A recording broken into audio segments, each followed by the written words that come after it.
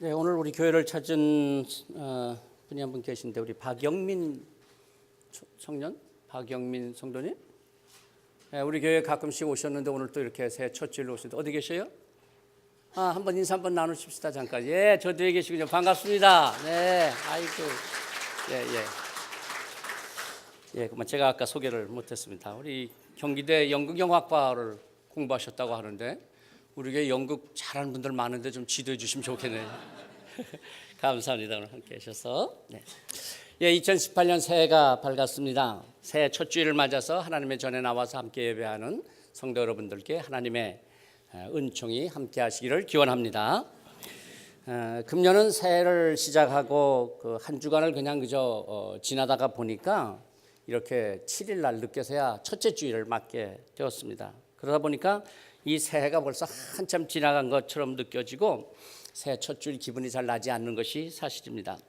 물론 새해 축복 특별 새벽 기도회를 하지 않으신 분들이야 교회 새해 들어서 처음 오셨죠, 그죠? 그러니까 새롭게 느껴지실지 모르지만은 벌써 한 주간 동안 내내 특세를 하신 분들은 매일 새벽 교회 와서 기도하고 말씀을 드리다가 말씀을 듣고 찬송하고 그러다 보니까 벌써 새해는 뭐 몇 달이 지나간 것 같은 그런 느낌이 들기도 할 것입니다. 그러나 새해라고 하는 것은 역시 시간이 되었다고 해서 새해가 아니고 내가 새로워지지 않으면 아무리 새해를 맞아도 새해가 되지 않을 것입니다. 지난해를 돌아보며 새로운 결단과 다짐으로 날마다 내가 새로워질 수만 있다면 날마다 새로운 삶, 새해가 될 수 있을 것입니다. 오늘 말씀에서 바울 사도는 복음을 부끄러워하지 않는다 그렇게 말씀합니다. 왜 복음을 부끄러워하지 않느냐?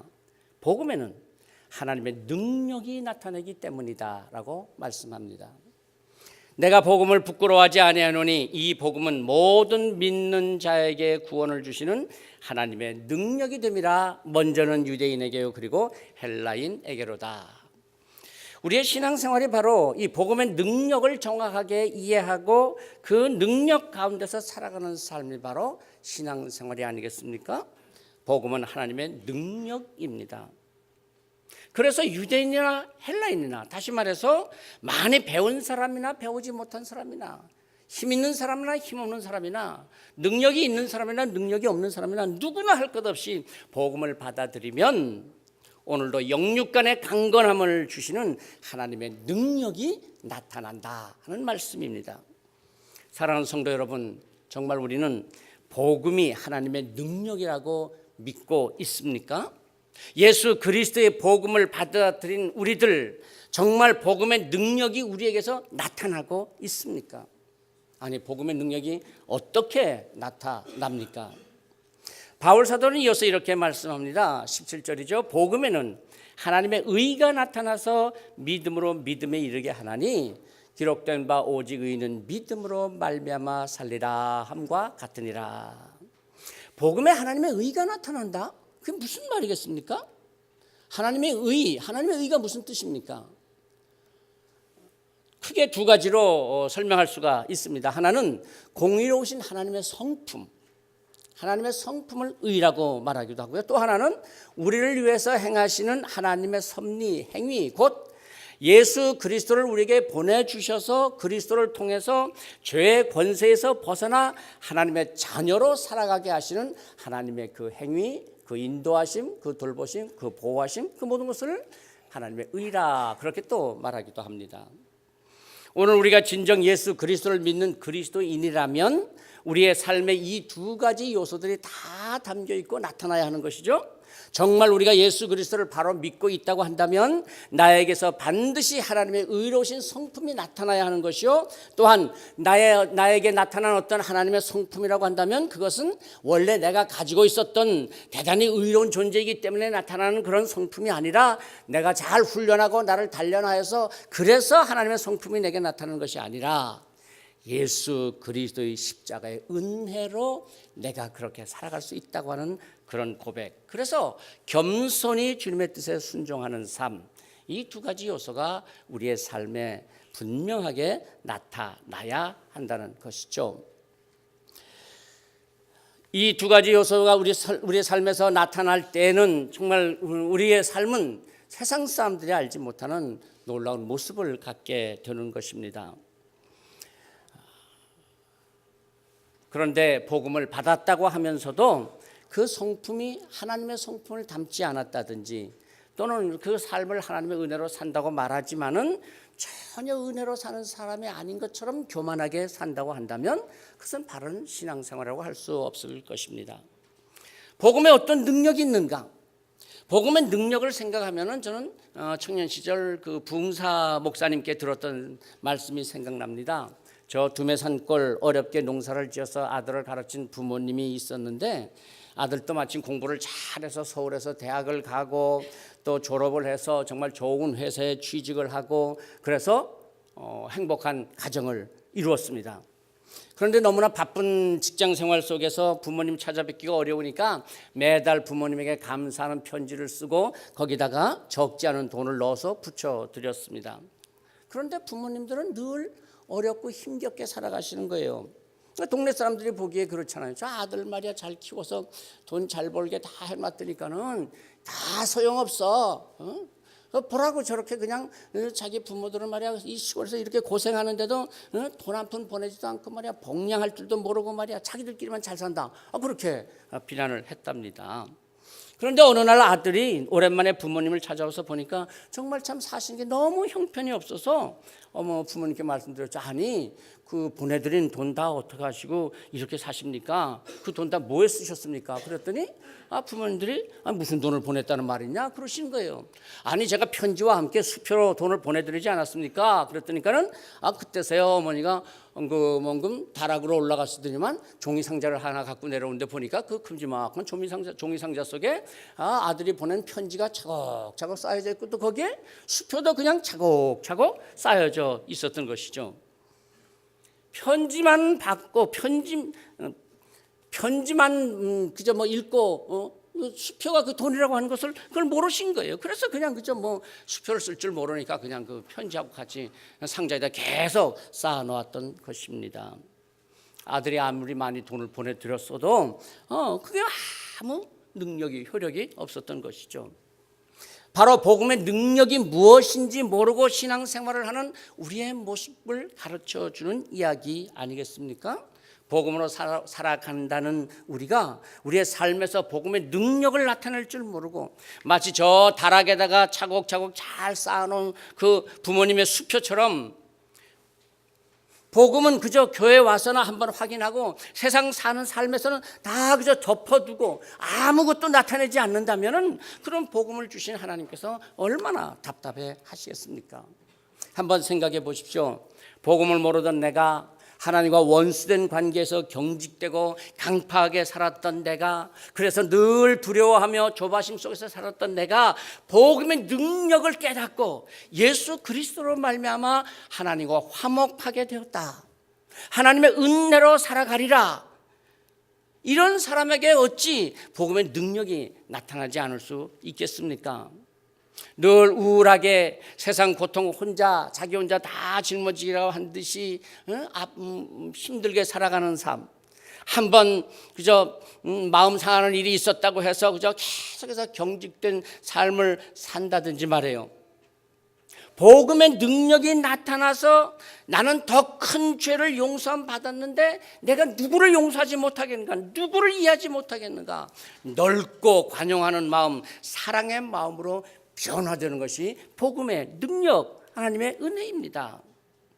시편 34편 8절에서 이렇게 말씀하지 않습니까?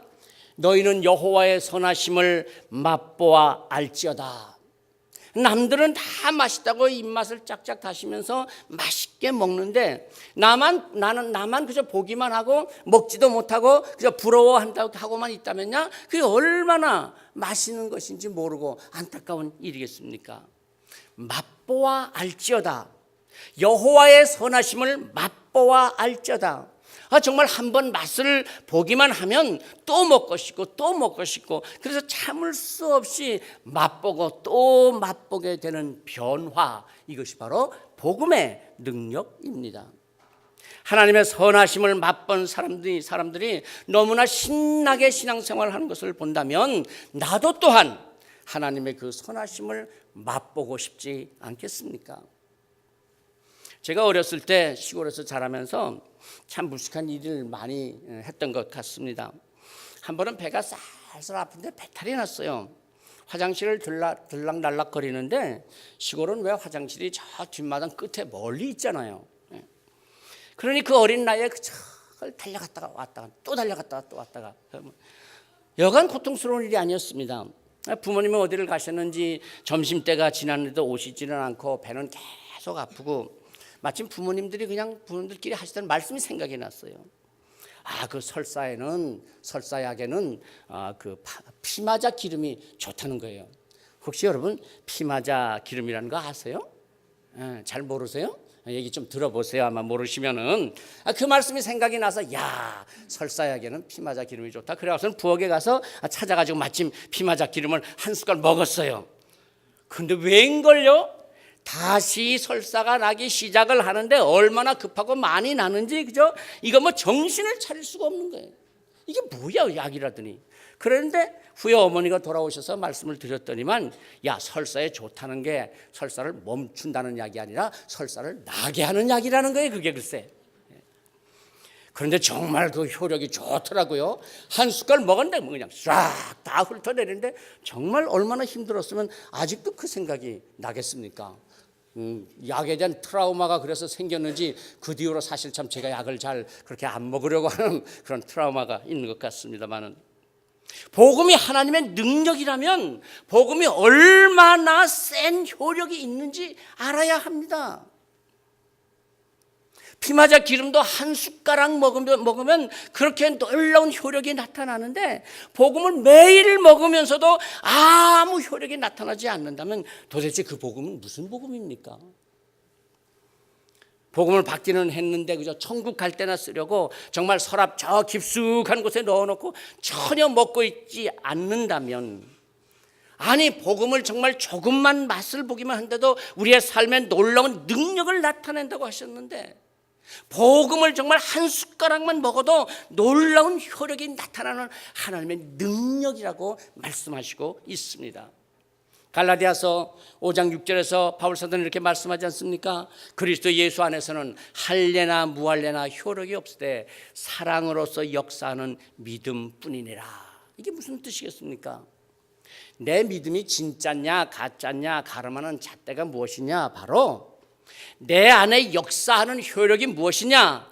할례를 받았느냐 받지 않았느냐 그것이 믿음의 효력을 나타내는 것이 아니라 얼마나 오래 예수 믿었느냐 그렇지 않느냐 모태신앙이냐 뭐 부모가 목사냐 장로냐 그런 것들이 내게 복음의 효력을 나타내게 되는 것이 아니라 내 안에 사랑으로서 역사하는 믿음뿐이라는 것입니다. 믿음의 효력이 어떻게 나타나느냐는 것이죠. 그리스도의 십자가의 사랑으로서 서로 용서하고 이해하고 배려하고 관용을 베품으로써 사랑의 역사가 얼마가 나타나느냐 거기에 달려있다는 거예요. 다시 한번 17절을 봅니다. 복음에는 하나님의 의가 나타나서 믿음으로 믿음에 이르게 하나니 기록된 바 오직 의인은 믿음으로 말미암아 살리라 함과 같으니라. 우리가 복음을 받아들여서 복음의 효력이 나타나려면 한 가지 조건이 있다는 것입니다. 그 조건이 무엇이냐면 하나님의 사랑과 은혜에 대한 우리의 반응이 있어야 한다는 것이죠. 반응이 필요하다는 겁니다. 그러니까 믿음이 무엇이냐면 하나님의 사랑을 거절하지 않고 받아들이는 태도, 하나님께서 나를 사랑하시고 나에게 베풀으신 그 은혜와 그 사랑을 거절하지 않고 받아들이는 태도가 바로 믿음이 아니겠는가. 믿음으로 믿음에 이르게 하나니 지금 그렇게 말씀하지 않습니까? 이 말씀을 이해해야 합니다. 이 말씀을 해설해 놓은 어떤 글을 보니까요, 여기에서 믿음이라고 하는 그 헬라어 단어가 피스티스라고 하는 것이랍니다. 피스티스, 신실하다는 뜻입니다. 그러니까 믿음이 뭐냐? 신실함인데, 다시 말해서 한번 약속한 것은 끝까지 지키시는 하나님의 신실함에서 오는 것이 믿음인데, 그것은 예수 그리스도를 통해서 우리에게 나타나신 하나님의 그 신실하심, 그것이 우리에게 전달되고, 그래서 그 하나님의 신실하심 우리가 어떻게 받아들이느냐, 우리의 태도, 그것이 바로 믿음이라고 그렇게 말했습니다. 자, 예를 들면 창세기 15장 6절에 아브라함이 여호와를 믿으니 여호와께서 이를 그의 의로 여기시고, 그렇지 않습니까? 하나님께서 한번 약속하신 것은 결코 변치 않으시는 신실하심으로 아브라함에게 다가오셨습니다. 그리고 아브라함은 하나님의 그 신실하심을 거절하지 아니하고 그대로 받아들였습니다. 수용했습니다. 그랬기 때문에 하나님께서 내가 믿음이 있구나, 곧 그의 의로 여기셨다는 것입니다. 그래서 믿음은 단순히 어떤 행동을 하느냐 그런 것이 아니라 하나님의 신실하심에 내가 어떻게 반응하느냐는 것입니다. 이 반응이 바로 하나님께서 보시는 믿음이요 의로움이라는 것이죠. 그러니까 하나님께서 우리의 믿음이 참 중요하다 그렇게 말씀하시는 것은 바로 하나님께서 한번 약속하신 것을 변치 않으시고 하나님은 지키십니다. 그런데 그 약속의 대상, 내가 하나님의 그 신실하심을 그대로 받아들이고 수용하고 순종해야 되는데 그걸 받아들이잖아요. 거부합니다. 순종하지 않습니다. 그렇다면 그건 믿음이 없다는 것, 믿음이 있는 것이 아니라는 거죠. 믿음은 하나님의 신실하심을 믿고 무슨 말씀을 하시든지 그냥 받아들이기만 하면 믿음의 효력이 나타난다는 것입니다. 그래서 왜 부흥사 목사님들은 무조건 그냥 아멘, 아멘, 아멘 하면 된다 그렇게 시키지 않습니까? 그거 그렇게 그냥 아주 정말 틀린 말은 아니에요. 예, 어떤 말씀이든지 아멘 하면 그걸 받아들이면 하나님께서 볼 때 너는 믿음이 있구나 그렇게 보신다니까요. 그래서 그 복음의 능력이 우리 안에서 나타나고 우리를 하나님께서 의롭게 여기신다고 하는 거예요. 자, 예를 들면 오늘 제가 새해 첫 주일 설교니까 사실 참 제가 얼마나 열심히 준비했겠습니까? 사실은 열심히 준비한다는 게 또 이게 또 문제는 있기는 합니다만은 하여간 밤을 새우며 잠도 제대로 자지 못하고 준비를 했습니다. 그런데 아마 여러분들 중에 어떤 분들은 이 저의 신실함이 전혀 받아들여지지 않으시는 분도 계실지 모르겠어요. 아이고, 목사님 설교를 10년씩이나 들었더니만 늘 그 소리가 지난주도 무슨 은혜 그러더니 또 무슨 은혜 얘기하시는 건가? 아이고, 알맹이가 없는 설교야. 그렇게 생각을 하신다면 말이에요. 아마 가슴 뜨끔한 분이 계실지 모르겠어요, 정말. 예. 저의 신실함을 전혀 받아들이지 않는 분이죠. 마음이 열리지 않은 것입니다. 그런데 저 멀리 외국에 사는 어떤 분들이 우리 교회 홈페이지를 알게 됐어요. 그래서 말씀을 듣고는 제게 카톡을 보내왔어요. 목사님, 이번 주일 말씀 너무나도 은혜로웠습니다. 그래서 제가 그 말씀을 다른 사람들로 들어보라고 여기 경석의 홈페이지도 알려주었습니다. 주일 예배가 끝나자마자 그 방송실에서 설교를 바로 올리는지 설교를 바로 볼 수가 있어서 너무 좋습니다. 감사합니다. 실제 그랬다는 게 아니라 그렇게 카톡을 보낸다면 말이에요. 예. 근데 사실 또 그런 일이 있기는 있었어요. 그분은 저의 신실함을 받아주셨기 때문인 것이죠. 그래서 제가 카톡을 보내는 제게 카톡을 보내는 사랑의 반응으로 나타나는 것입니다.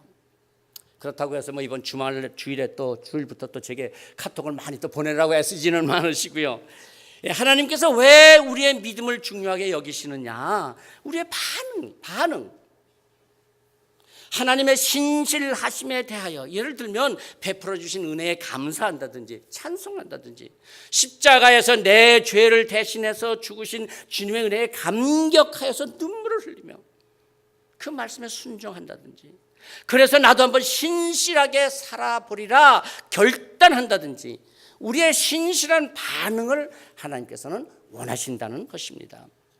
이런 관점에서 믿음은 두 가지 속성을 생각할 수 있습니다. 첫째는 믿음은 하나님과의 관계라고 하는 것입니다.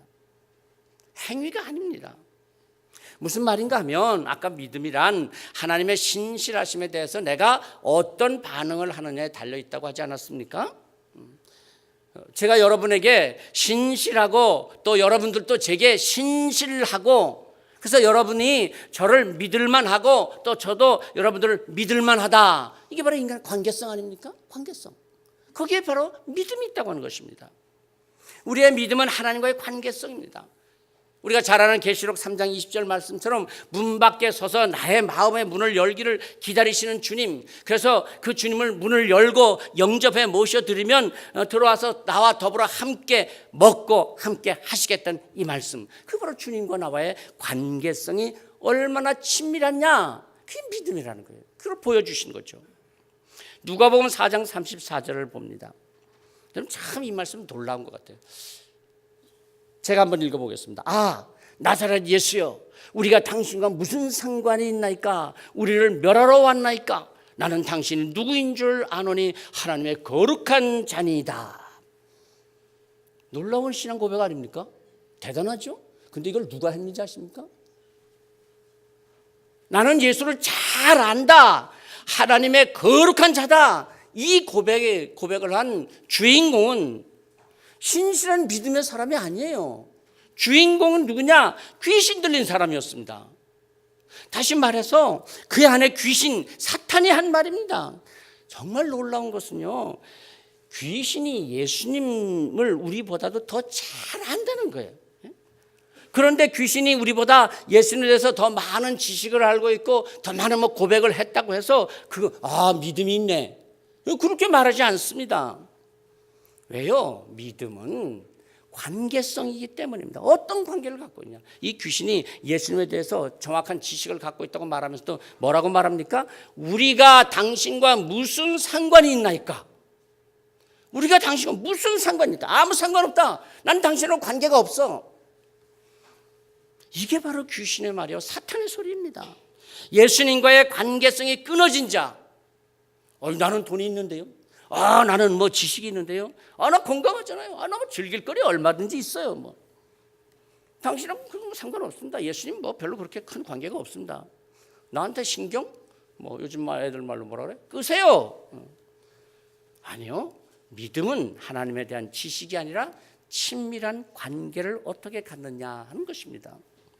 그리고 또 하나는, 믿음은 하나님과의 어떤 관계를 갖는 것이냐고 한다면 그 관계는 바로 전적으로 신뢰하고 의지하는 관계입니다.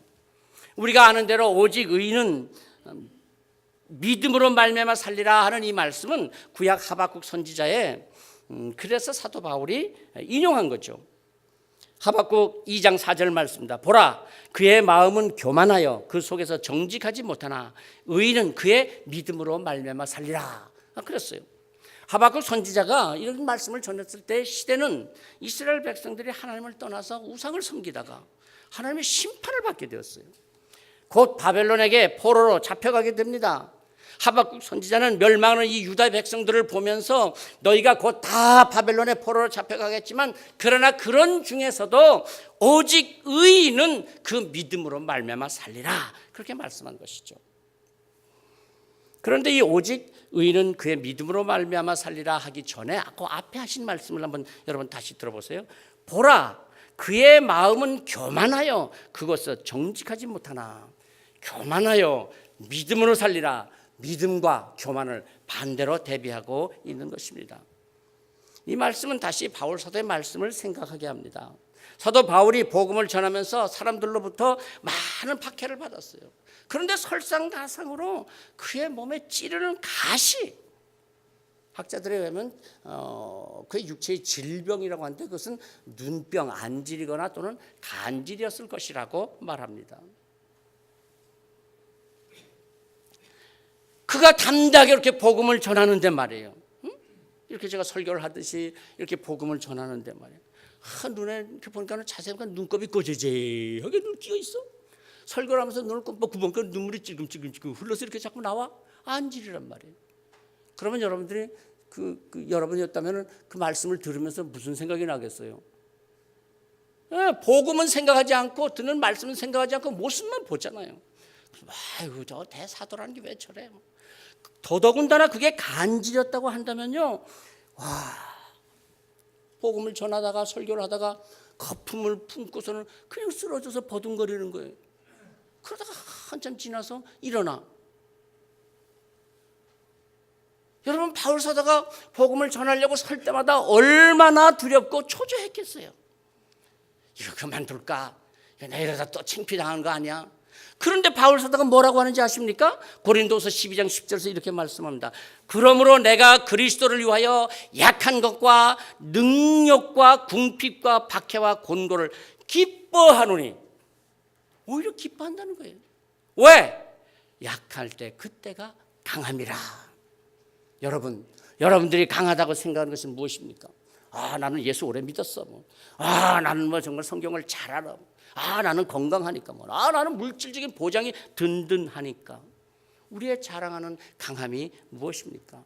바울 사도는 그런 게 아니었습니다. 자신의 그 치명적인 약점, 그게 오히려 강함이라고 고백합니다. 왜냐하면 고린도 후서 12장 9절에서 그렇게 말하잖아요. 나의 여러 약한 것들에 대하여 자랑하리니 이는 그리스도의 능력이 내게 머물게 하려 함이라. 성도 여러분, 여러분들의 강함이 무엇입니까? 이 새해도 자신만만하십니까? 든든하십니까? 바울 사도는 예수 그리스도가 내 안에 머무심. 왜? 내가 약하기 때문에, 그 그리스도의 능력으로 살아가야 하기 때문에 나는 오히려 약한 것을 자랑한다고 말씀하고 있습니다. 우리가 우리의 강함을 나타낼 능력이 무엇입니까? 바울 사도는 우리가 잘 아는 빌립보서 4장에서 내게 능력 주신 자 안에서 내가 모든 것을 할 수 있느니라, 그렇게 고백합니다. 우리는 그저 그 말씀만을 생각하는데요, 그 앞에서 11절 12절에서 바울 사도 뭐라고 말씀하시는지 아십니까? 내가 궁핍함으로 말하는 것이 아니라 어떠한 형편에서든지 나는 자족하기를 배우노니 나는 비천에 처할 줄도 알고 풍부에 처할 줄도 알아. 모든 일의 일체의 비결을 배우노라. 그래서 바울 사도가 이것이 능력이 된다. 뭐라고요? 이어지는 13절에서 내게 능력 주시는 자 안에서 내가 모든 것을 할 수 있느니라고 말씀합니다. 사랑하는 성도 여러분, 이 새해도 우리가 예수 믿는 것으로 인해서 때로는 어려움을 겪고 힘들기도 하고 또는 큰 고난을 당할 수도 있습니다. 그렇지만 그렇다 할지라도 하나님과의 친밀한 관계를 유지해야 합니다. 우리가 믿음으로 이 한 해도 어려움을 당한다고 할지라도 잘 참아내고 이겨내는 그 모습을 하나님께서 왜 모르신 척 하시겠습니까? 하나님께서 왜 외면하시겠습니까?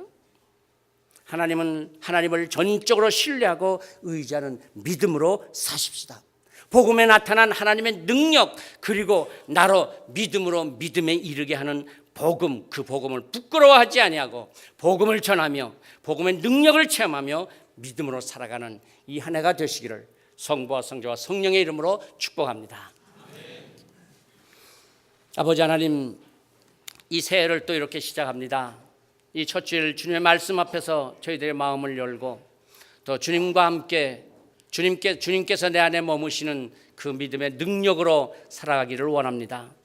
인간적인 자랑과 또 자신만만함, 또 넉넉하다고 자부하는 것들 다 오히려 주님 앞에 내려놓고 오히려 우리의 연약함을 고백하며 우리의 부끄러움을 주님 앞에 고백하며 하나님께서 나와 함께 하시는 것을 믿고 오히려 그 친밀한 관계 속에서 정말 하나님의 신실하심 속에서 그리고 절대적인 신뢰 속에서 믿음으로 승리하는 한 해가 되게 하여 주시옵소서. 예수 그리스도 이름으로 기도하옵나이다. 아멘.